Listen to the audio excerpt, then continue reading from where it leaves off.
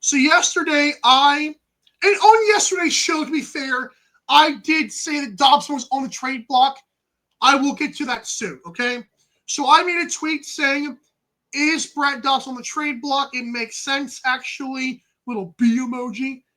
And honestly, that was just, promoting. I honestly thought it would get some clicks. I did not think, obviously Brett Dobson helped us. I did not think it was going to be like that. I'm also very upset that the entire stinking segment was basically the Wi-Fi glitching. I hope it has not done that today. I feel like the conversation with Cody and Josh went well. So I'm glad that we got some more fluent Wi-Fi here today. But I don't know if Dobson's on the trade block. I do know 1,010% teams were asking and Georgia was listening. So even if he's not on the trade block, he's being passed around the yard like someone lost a puppy. Okay, I'm not saying Georgia's going to pull the trigger, but darn it, if you're going to listen, it's kind of like being on the trade block. Okay, and again, none of this is actually a shot at Dobson, as you'll see in a minute. Let's get to the next thing. He then quotes it. This thing's blown up crazy.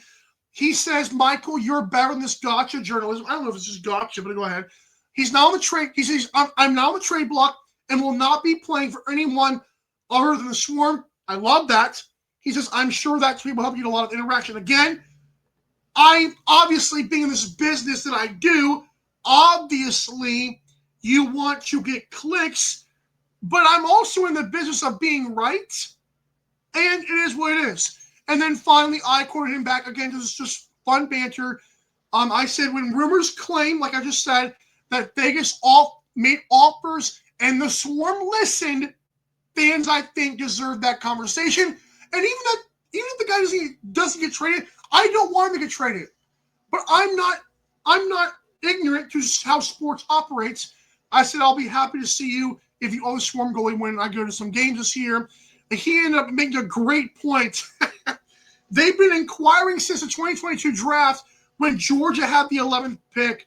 The answer still has not changed. I love that. First of all, I want to give a major shout out to Brett Dobson for chiming in and keeping it fun.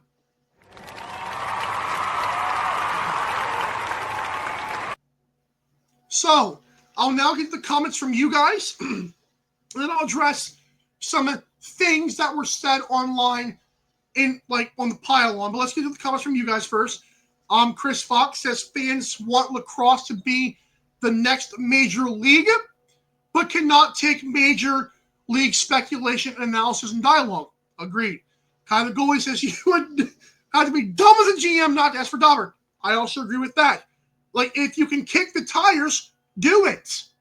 Now, I also found it very, very, very interesting the people that decided to pile on the hate Mike train after Dobson said these things.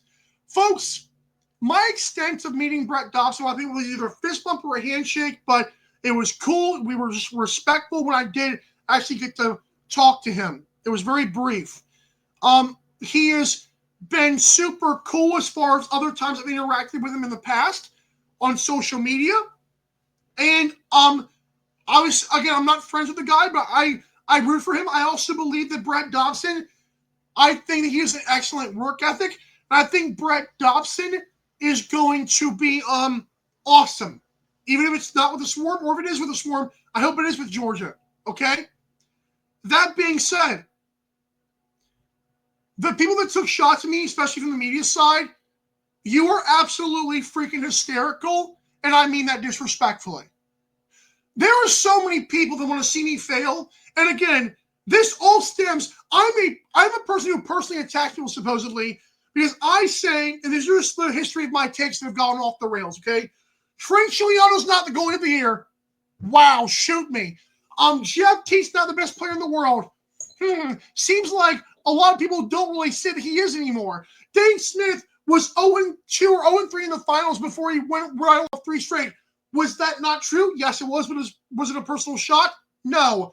Let's do some more. Rochester to Grand Rapids. Okay, I had a bad report. How dare me? Like, we can do this all day long.